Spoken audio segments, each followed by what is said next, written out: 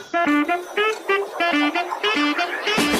guest today in our podcast is a remarkable ex-soldier, police officer, and author of Cathy, Where Are You? Ladies and gentlemen, please welcome to the Author's Den, Edwin Tazelaar. Hello, everyone. This is Marie on the Author's Den, where we invite authors to hang out, know them better, and talk about their great book. Our guest today, and we are so honored to have him, Edwin Tazelaar. Hi, Ed. Hi, Maria. How are you? I'm doing well. How about you? How's everything? Everything is going great for me. That's nice to know. Now, okay, welcome to the podcast.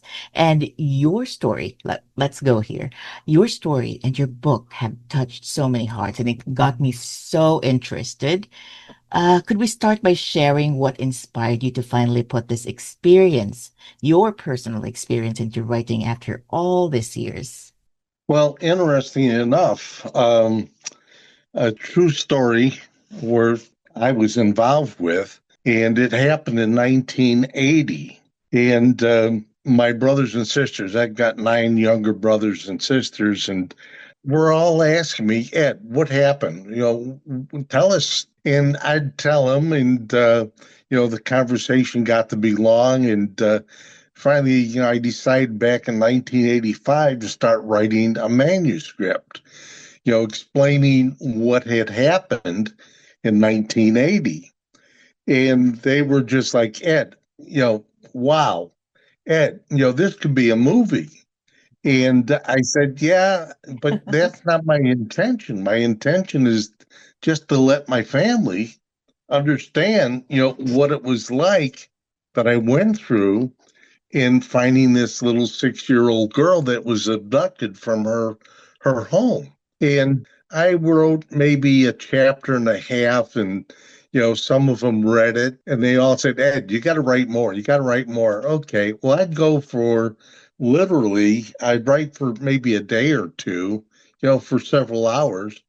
And then I might not write again for another week or a month or even 2 months. And it got to the point that I wrote very little. I may have written the first 4 chapters up through, about 3-4 years ago. And then I started taking an interest in writing about more because, again, my brothers and sisters, come on, Ed, come on, tell us more. And it wasn't until earlier this year that I met my assistant, and she read what I had written, and again, it was rough. I didn't have all the grammar right and things like that, and she says, Ed, this could be a movie. And I kind of laughed like, yeah, a movie. I don't even plan on writing a book. This is for my family.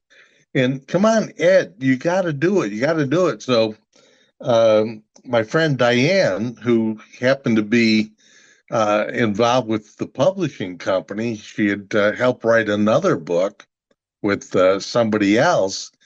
And she said, Ed, I'm going to kick you in the pants if you don't finish writing this. So I ended up writing more and more. And it wasn't until May 30th, just a few months ago, that I finally finished it and went through and got it published. And I sold my first book back on May 30th or June 1st, somewhere back there. And it just surprised me of all the positive reviews that I've gotten from family members. Wow. So now it's not just the family members alone, it's everyone.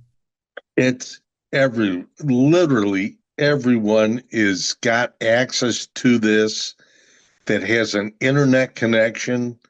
It's just amazing. I've only had 2 people kind of be critical of my writing.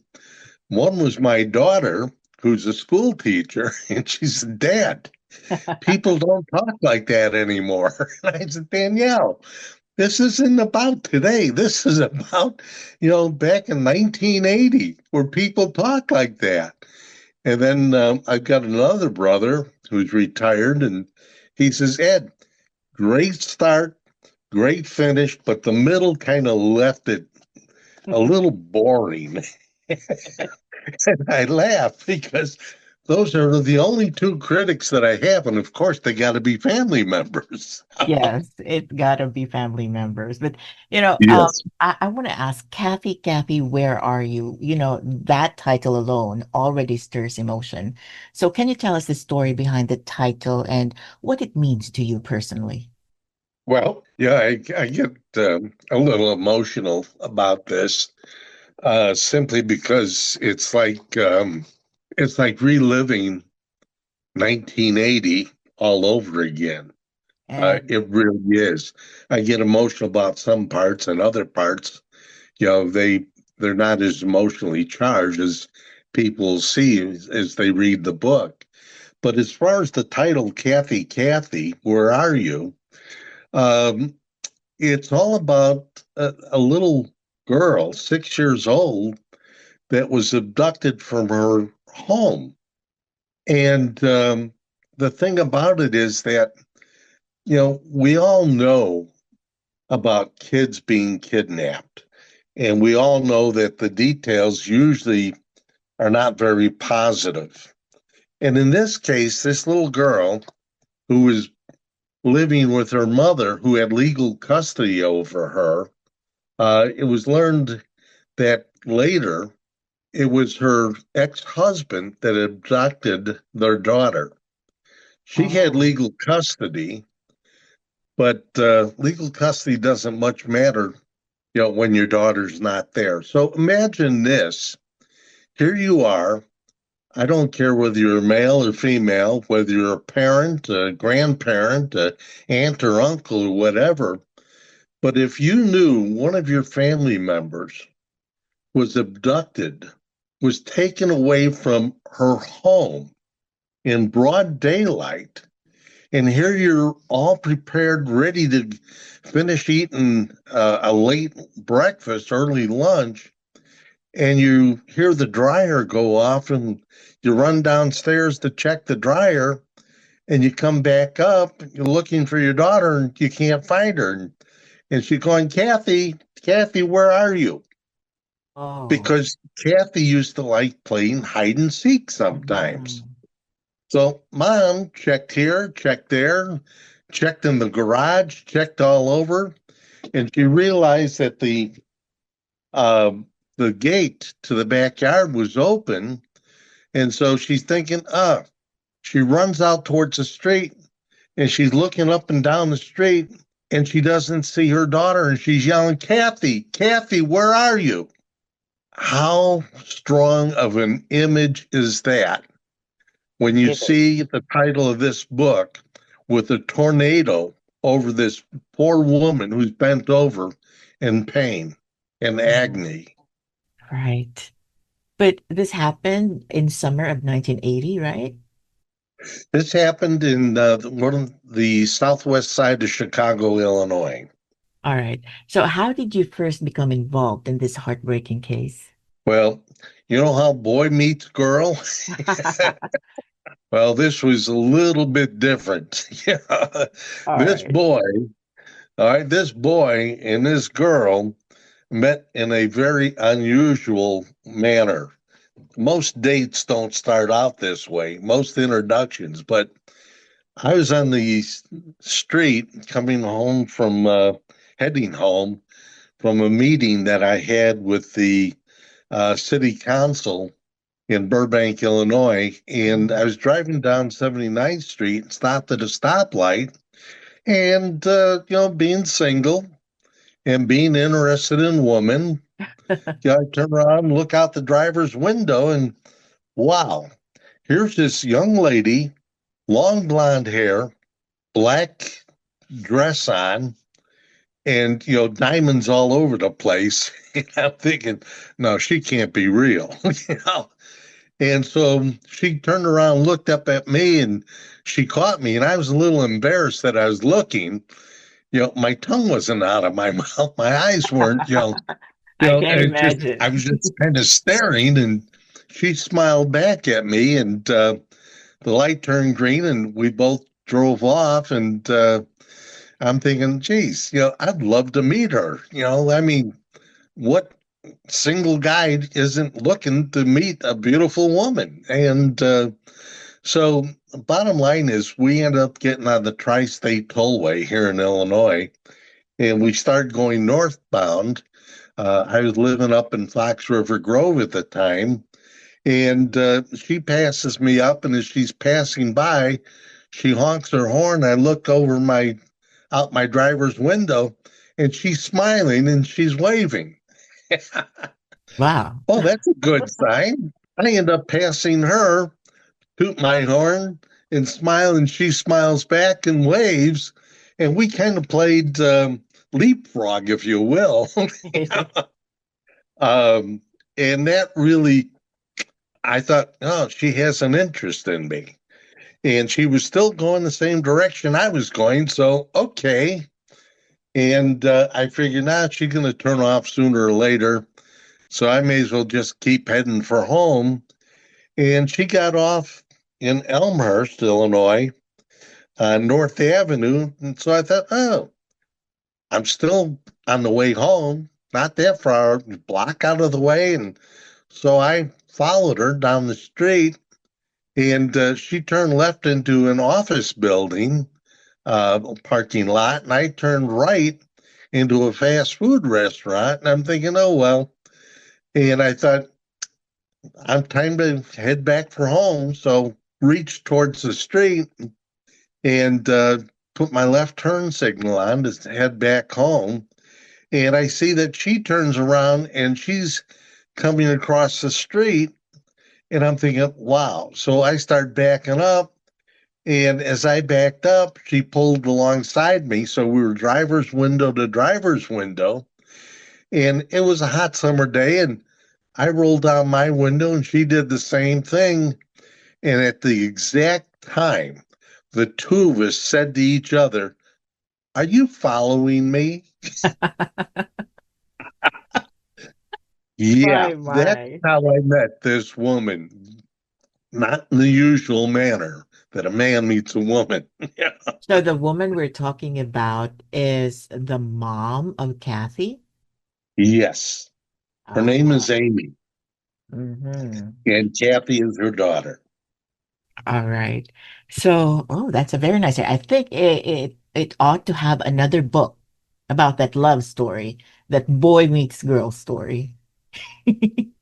Yeah, there's a possibility. And there's all sorts of ups and downs and sideway turns, and what you expect to happen next doesn't happen the way you think it's going to happen, or it Right. may not happen at all. It may be a Mhm. complete opposite. I've had people tell me, Ed, I couldn't put the book down. Once I picked it up and started reading, I couldn't put it down. And one individual is an 80-year-old man, and I'm a part-time bus driver, and he's a part-time bus driver, school bus. And he said, Ed, I finally bought your book. And I said, well, it's only been on sale for a few days. So he laughed. He says, yeah, he says, I bought it because I thought my wife would be interested in it. I said, great. He said, but you know what? He says, I got it yesterday morning, and I picked it up as I was eating breakfast. He says, Ed, that book just pulled me right into it. That Mm. pulled me, it yanked me right into it. I couldn't put it down. I missed my lunch. I finally ended up after dinner, and my Wow. dinner was cold. Wow. So that means it's just that good. So you need to make another book about the boy meets girl story. That Well, could be a whole new book. You're yes, right. I understand. Well, many people wonder, well, they might wonder during that whole thing, the journey of finding Kathy, what was it that kept you going when, sometimes things would make you feel like hopeless? Well, I'm trying to always be positive minded, and being the oldest of 10 kids, um, I've learned how to lead.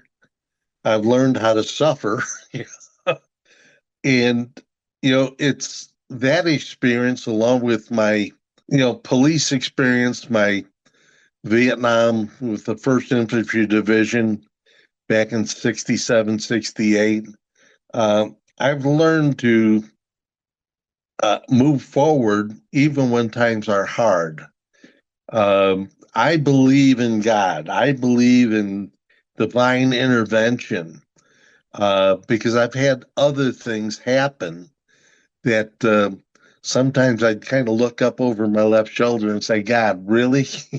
You really think I can do this? Mhm.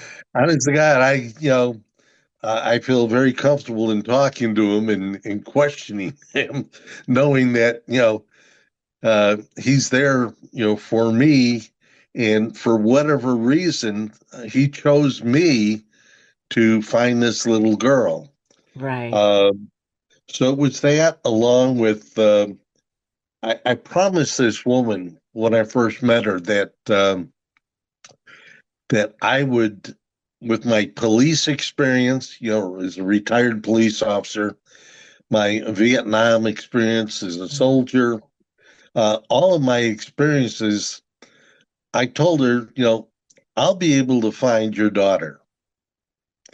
And she said, and I said, so I'd like to take you out to dinner and we can talk more about it. And she goes, Ed, I'm not going out to dinner with you or anybody else until I get my daughter back. Oh, And okay. I said, that kind of motivated me. Right. And I said, well, look, with my experience, I said, I know I can find Cathy. And she goes, Ed, the Chicago Police, the Cook County Sheriff's Police Department, the Illinois State Police Department, and the FBI are all involved for this past year, and nobody has yet to find my daughter. Mhm. And I said, you're kidding me. She said, no. She's connected to the mob. So Oh, how are you, an individual with your experience, how can you compete against all these other enforcement, officers and FBI and state troopers? How can you do something they haven't been able to do for a year? I don't think it's just your experience, Ed. I think the greatest motivation there was getting a date. Yeah, you're not supposed to say that. Anyway, But you know what? It was, yes, I wanted to date this woman. I found her very attractive. And so we ended up talking, like I said, and I said, look, I'd like to take you out for dinner anyway. She goes, Ed, how are you going to find my daughter? I said, tell me, is it really about finding your daughter that you don't want to go out with me? Or am I that ugly? And I said, why won't you go out? I said, you were following me. And she goes, Ed, I was attracted to your license plate. what was I it? said, my license plate? She says, yeah. She says, my name was Alexa. I said, Alexa? Yes. Fran, Alexa Fran. And my last name was Lawrence. And I says, okay. She said, so the first three letters of your license plate was AFL, my Oh, initials. And the number on your license plate was the year I was born. really? I said, oh. I said, so my looks didn't attract you at all? She says, the license plates attracted me. Oh, So we ended up going out to dinner that next weekend, and we talked and we dated. And during our dating relationship, I asked her questions about can you show me papers that you've got legal custody of your daughter? And so she showed me the papers, her divorce papers, and that she alone was given legal custody over their daughter. So one step led to another, and I'd ask her for more information, and over the year, and I never got much information from her at all. We went to dinner on our 1 year anniversary of meeting each other. She got upset with me, and I said, "Why are you upset?" She said, "Because you made me a promise.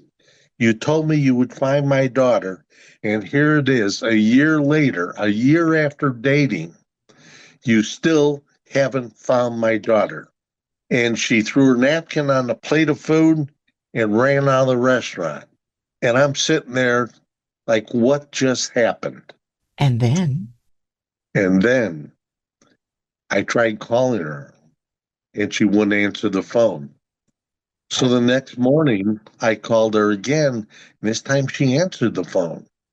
And I said, "Amy," I said, "why don't you give me any information about your ex-husband, your ex-mother-in-law? Cathy, why don't you give me more information?" She says, "What do you want?" I says, "Tell me, where does your ex-mother live? Your ex-mother-in-law, where does she live?" "I don't remember." "What do you mean you don't remember?" "Well, she's somewhere up by the Illinois-Wisconsin border." I said, "Okay, that's a good start. Which side of the border? Illinois or Wisconsin?" "I'm not sure." I said, "Well, what do you remember about her house?" "All I remember is that there was a gas station, on the corner, and there was a dinosaur on the billboard." I said, "Okay, great. Sinclair gas station. That tells me a lot." And with that, she hung up on me. So I called my sister and I said, "Grace, what are you doing this morning?" "Oh, why?" I said, "I'd like to take you out for breakfast." "Oh, okay." And she said, "Why do you want to take me out to breakfast?" I said, "Because this morning you and I are going to find Cathy." And Grace oh, just kind of laughs at Ed, you know, "You've never found Cathy. You've never gotten the information." "Grace, today I will find Cathy. Please come with me. I want you to pretend you're my wife." And she said, "Why? You take me out to the forest preserves and kill me?" So, long story short, is divine intervention came into play because I drove from Buffalo Grove, Illinois, all the way to finding this woman's house, which was for sale. oh, Grace kept asking me, "Ed, why are you going straight? Why are you turning? Why are you slowing down?" I said, "Grace, we're here to find Cathy." And my sister Grace says, "Ed, that gas station that we just passed on the billboard, it looked like a dinosaur." I said, "What?" Sure enough, pulled over, and the gas station was closed. And the billboard was whitewashed. But very, very faintly, you could see a dinosaur. oh And my. guess what? I knew I was at the right place. Even though there's hundreds of Sinclair gas stations, I just had the gut feeling this is the right place. We drove and drove and drove through that subdivision, drove by houses that were for sale, that weren't for sale, some were for rent, and I stopped at a house. I said, "Grace, this is the house her ex-mother-in-law lives in." How did you know? Divine intervention. Right. Well, with this experience, What did this teach you about faith in the human spirit? My belief is that,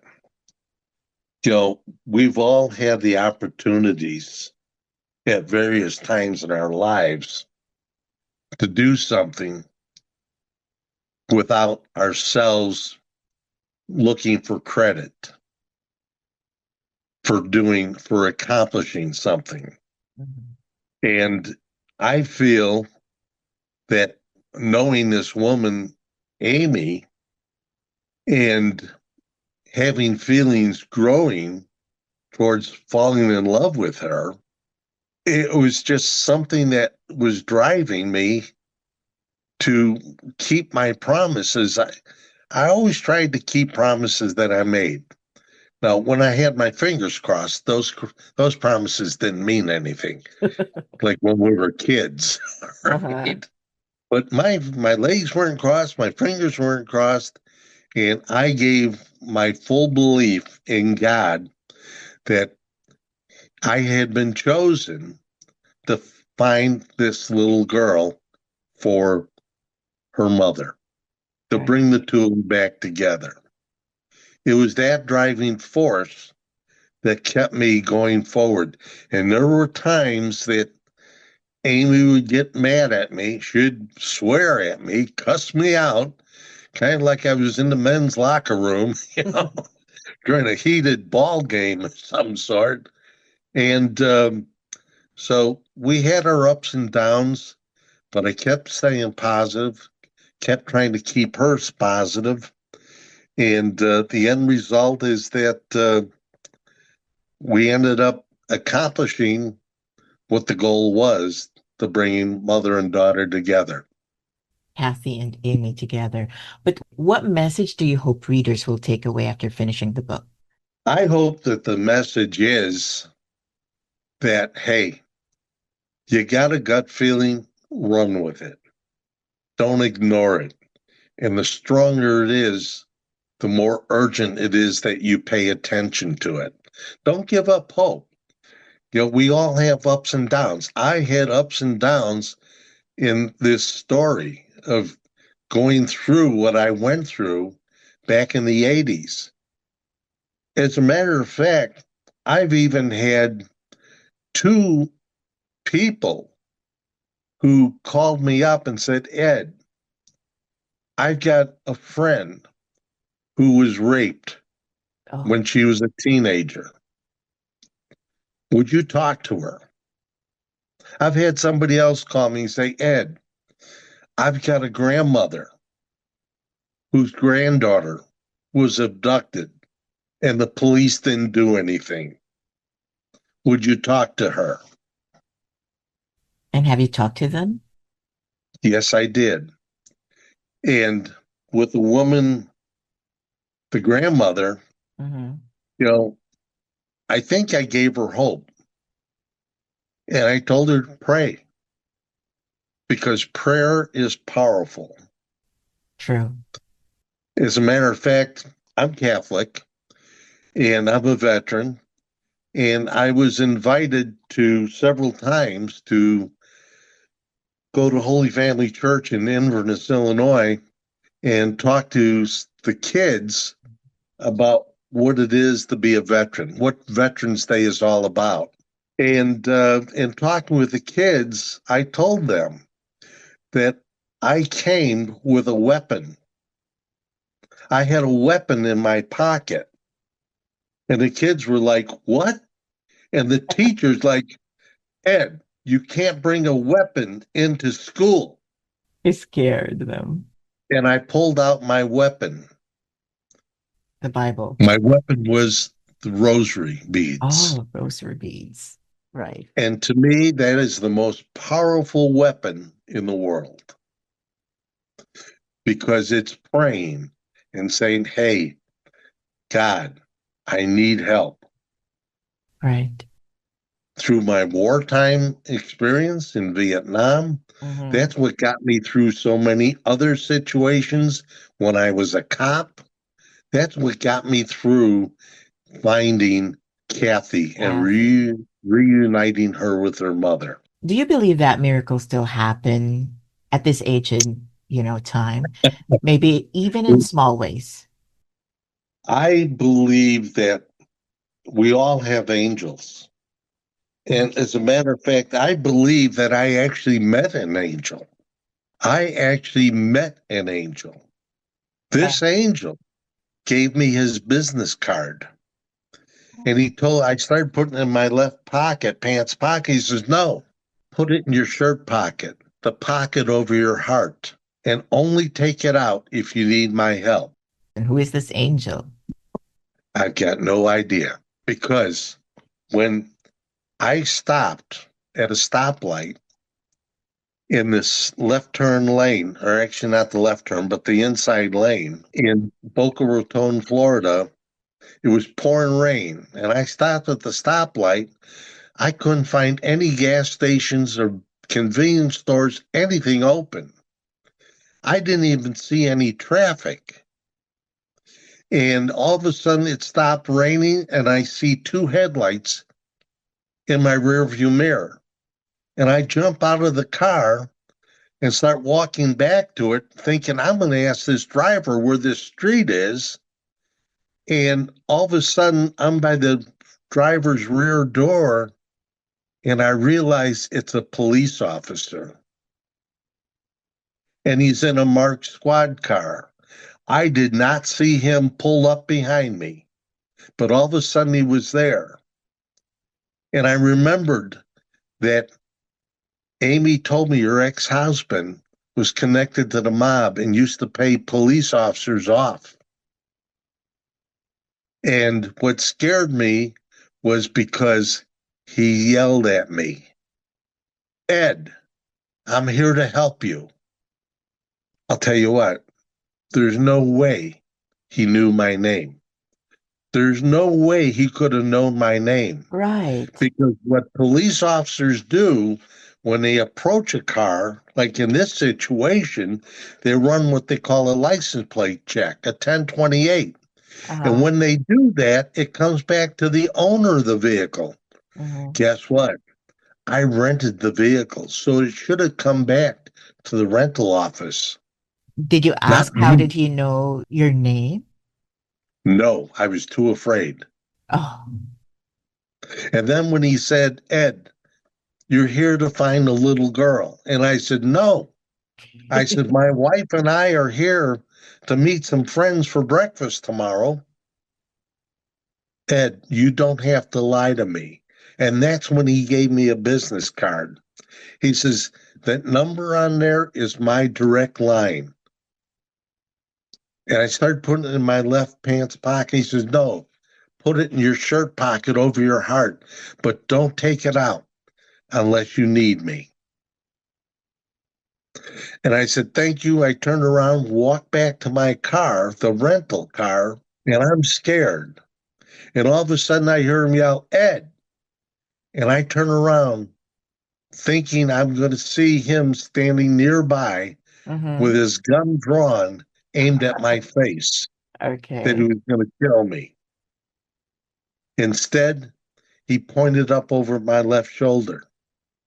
I turned around and looked, and guess what? I was at the very street I was looking for.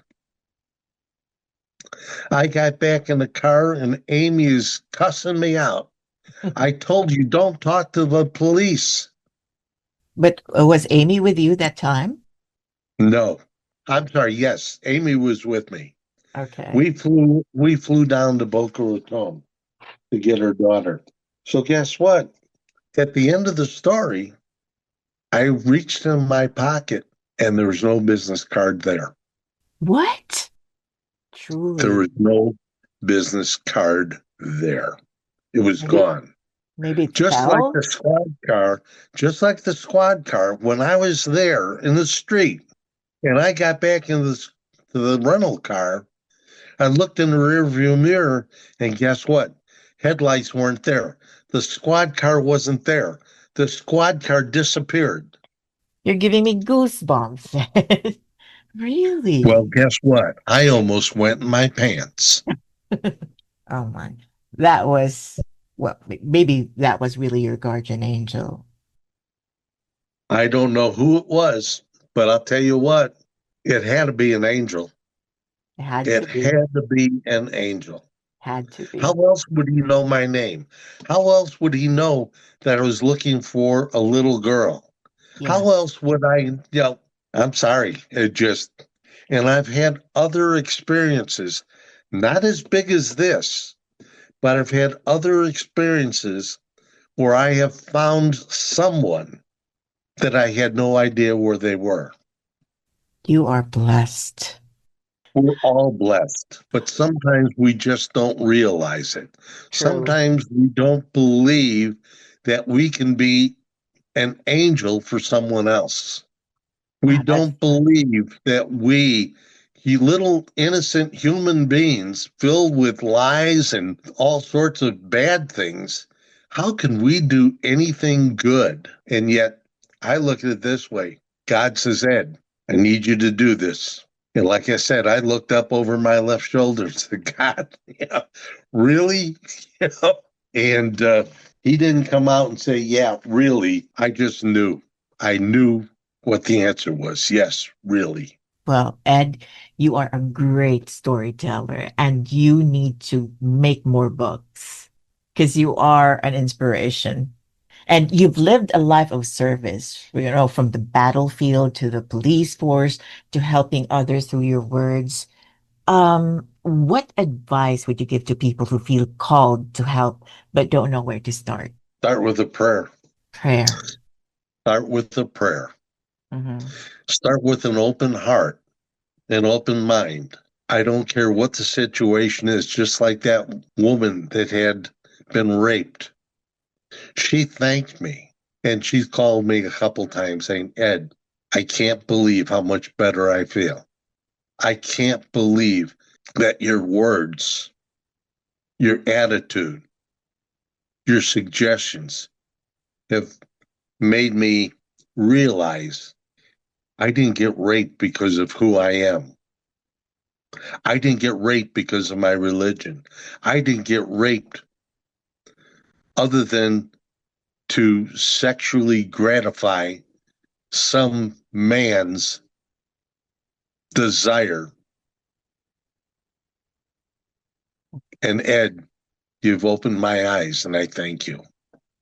And the grandmother, she says, Ed, she says, I've talked to my daughter, and I told her about what you told me.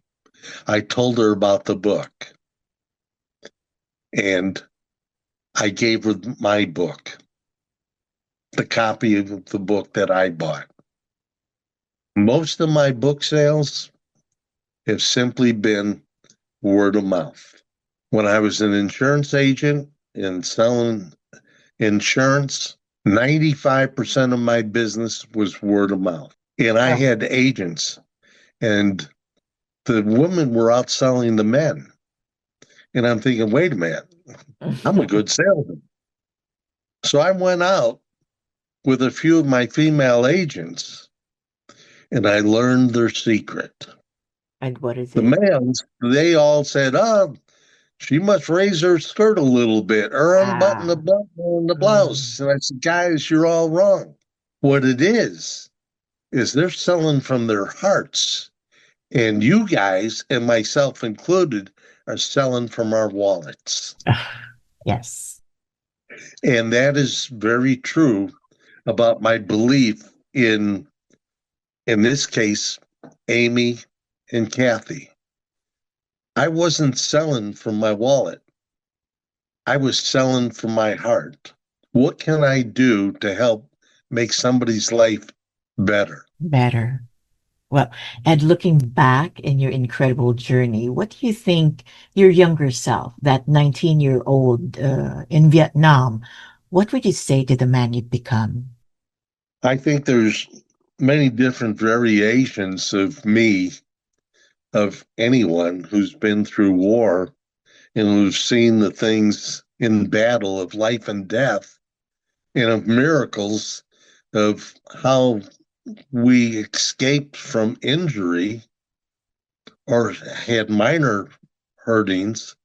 I think the bottom line is that every single one of us, have chosen who we want to be, whether we knowingly chose it or whether we unknowingly chose it.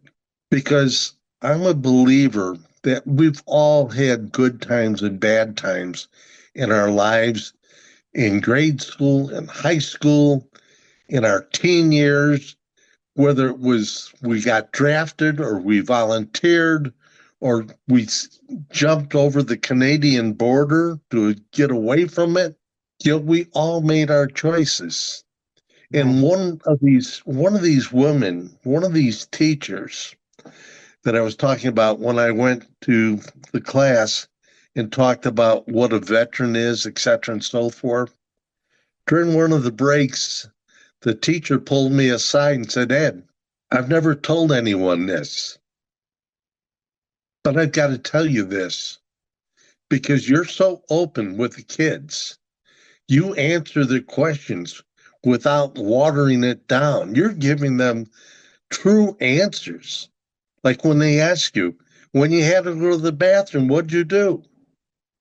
How did you not take a shower for weeks or months at a time? How did it feel when you walked into an ambush and you were getting shot at? She said, I'm a little embarrassed to tell you this, but my mother and father and myself did not want my brother to go into the draft system. And when he got his draft notice, we knew that he'd probably end up in Vietnam. And so we took him up into Canada Mm. so that he could escape Vietnam. And I said, why are you telling me this? She says, because I'm ashamed of myself. And I don't know why. Excuse me. I don't know why, but I just felt that I had to tell you. And I said, you know what? We were all younger. We all made mistakes. But the thing is, today, you're telling me your story. What you're doing is you're releasing the evil thoughts that you've had, that you've been holding on to all this time.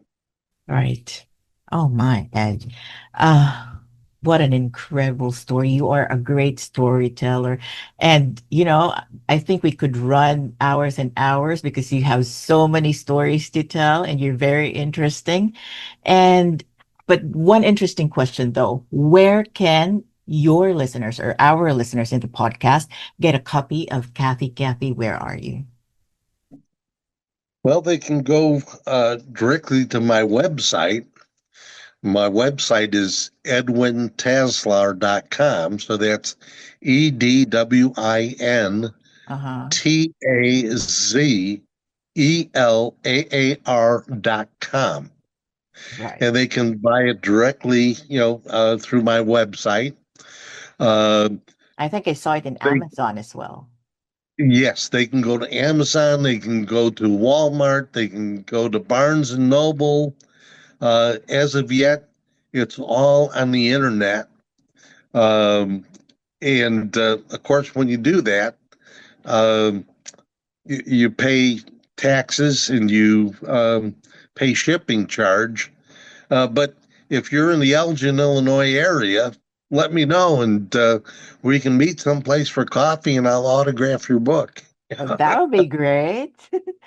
Thank you. As a matter of fact, I was just got invited a few weeks ago to the Elgin Library, the Gold um, in Elgin here, the Gail Borden main library, and I, along with 53 other Wow. authors, did a book signing, and people were actually able to buy the book, and we could autograph it for them.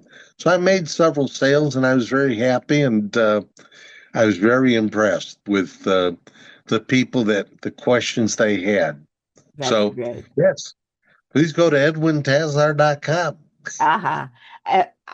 You know what I think, Ed? I think very, very soon you'll have three, four, five more books, and then you'll have a world tour.